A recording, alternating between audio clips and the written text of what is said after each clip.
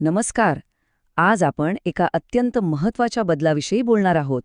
आगामी 2027च्या जनगणनेत एक मोठा ऐतिहासिक बदल घडतोय. कागदावर होणारी जनगणना आता थेट मोबाईल आणि लॅपटॉपवर येतेय. या नवीन स्वगणना प्रक्रियेचं म्हणजेच स्वतःची माहिती स्वतःच भरण्याच्या या डिजिटल प्रवासाचं हे सविस्तर स्पष्टीकरण आहे. चला तर मग या संपूर्ण प्रक्रियेच्या खोलात जाऊया.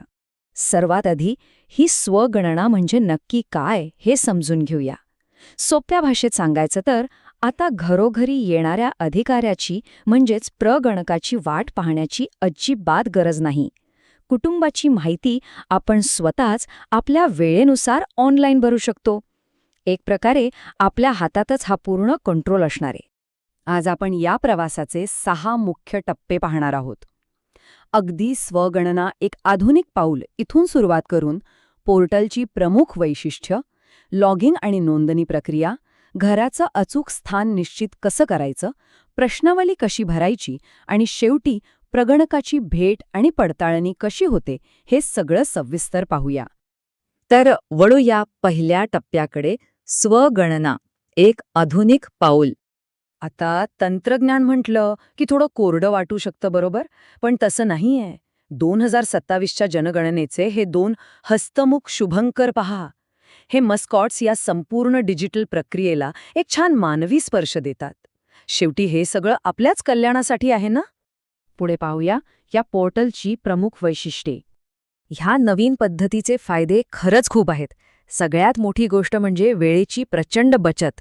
आणि हो, माहिती आपण स्वतःच भरणार असल्यामुळे चुका होण्याची शक्यता अगदी नगण्य असते.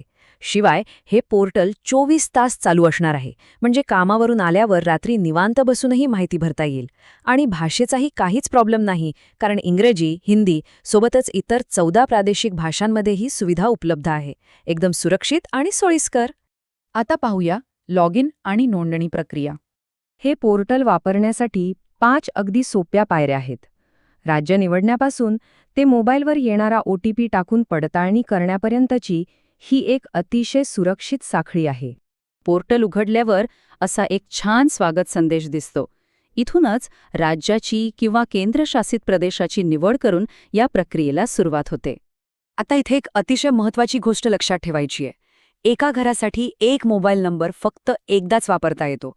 आणि दुसरं म्हणजे कुटुंब प्रमुखाचं नाव एकदा टाकलं की ते पुन्हा बदलता येत नाही. त्यामुळे ही माहिती भरताना जरा जास्तच काळजी घेणं आवश्यक आहे. माहिती भरण्याआधीची ही शेवटची सुरक्षा पायरी.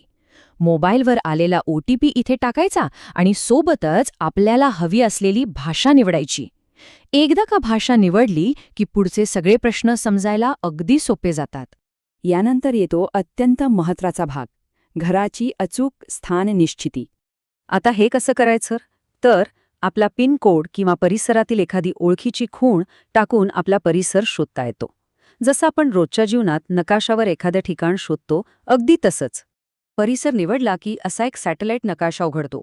या नकाशावर झूम करून आजूबाजूचे रस्ते आणि खुणांच्या मदतीने अगदी बरोबर आपल्या इमारतीपर्यंत पोचता येतं. इमारतीपर्यंत पोचल्यावर हा लाल रंगाचा मार्कर दिसेल. हा मार्कर ओढायचा आणि बरोबर राहत्या घरावर आणून सोडायचा. अक्षांश आणि रेखांश अचूक नोंदवले जावेत यासाठी हे अगदी व्यवस्थित करणं गरजेचं आहे. मार्कर योग्य जागी ठेवला की स्क्रीनवर एक पुष्टीकरणाचा म्हणजेच कन्फर्मेशनचा पॉपअप येतो. इथे घाई करून चालणार नाही, कारण जर हे स्थान चुकीचं नोंदवलं गेलं तर प्रगणकाला ही माहिती सापडणारच नाही. त्यामुळे कन्फर्म करण्याआधी 2दा खात्री नक्की करा. आता पुढचा टप्पा, प्रश्नावळी आणि माहिती भरणे. ह्या मुख्य टप्प्यात घराच्या स्थितीपासून ते मालमत्तेपर्यंतची माहिती भरायची असते. जसं की घराचं छप्पर कशाचं आहे, पाण्याचा स्रोत कोणता आहे, इंटरनेट आहे का, अशा प्रकारची माहिती. काळजी करण्याचं काहीच कारण नाही, कारण प्रत्येक प्रश्नासोबत टूल टिप्स आणि छोटे छोटे मार्गदर्शक व्हिडिओ दिलेले आहेत. त्यामुळे माहिती भरणं एकदम सोपं होऊन जातं. या सगळ्या प्रक्रियेला साधारणपणे फक्त 20 मिनिटे लागतात. एकदा का माहिती सबमिट केली की स्क्रीनवर एक अतिशय महत्त्वाचा स्वगणना ID तयार होतो. हा संदर्भ क्रमांक SMS आणि ईमेलवरही येतो. हा क्रमांक खूप जपून ठेवायचा आहे बरं का. आणि आता शेवटचा टप्पा, प्रगणकाची भेट आणि पडताळणी. मागाशी जो ID जपून ठेवायला सांगितला तो इथे कामी येतो. जेव्हा प्रगणक घरी येतील तेव्हा जर हा स्वगणना आयडी त्यांच्या सिस्टमशी जुळला तर ते फक्त माहिती तपासून पाहतील आणि काम संपेल. वेळेची प्रचंड बचत. पण जर आयडी जुळला नाही तर मात्र कुटुंबाची सगळी माहिती पहिल्यापासून नव्याने द्यावी लागते. त्यामुळे आयडी अचूक असणं खूप महत्वाचं आहे. या संपूर्ण प्रक्रियेबद्दल अधिकृत माहिती आणि वेळोवेळचे अपडेट्स मिळवण्यासाठी हा अधिकृत QR कोड नक्की स्कॅन करा. योग्य माहिती योग्य वेळी मिळणं नेहमीच फायद्याचं ठरतं. आणि शेवटी एका महत्त्वाच्या प्रश्नाने आपण थांबणार आहोत.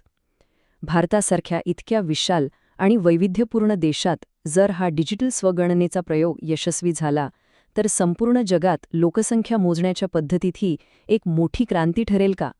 निश्चितच हा एक कुतूहलाचा विषय आहे. तंत्रज्ञानाच्या मदतीने आपण एका नव्या भविष्याकडे पाऊल टाकत आहोत हे मात्र नक्की.